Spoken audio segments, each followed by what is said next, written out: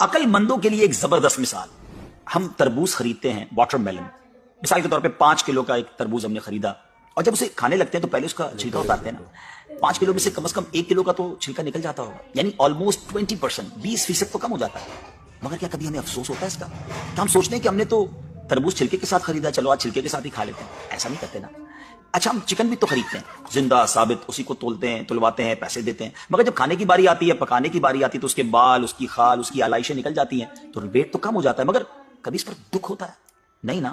تو پھر 40,000 میں سے 1,000 دینے پر، 1,00,000 میں سے صرف 2,500 دینے پر ہمیں کیوں بہت تکلیف ہوتی ہے؟ حالانکہ یہ صرف 2.5% تو بنتا ہے، یعنی 100 روپے میں سے صرف 2.5 روپے. یہ تربوز، کیلے، آم اور مالٹے کے چھلکے اور گٹلی سے تو بہت کم ہے نا. اسی تو زکوٰۃ فرمایا گیا. ہاں، ایک اور بات، سال میں ایک ہی بار دینا ہوتا ہے. مالٹے کا، تربوز کا تو ہر بار چھلکا اتارنا ہوتا ہے نا.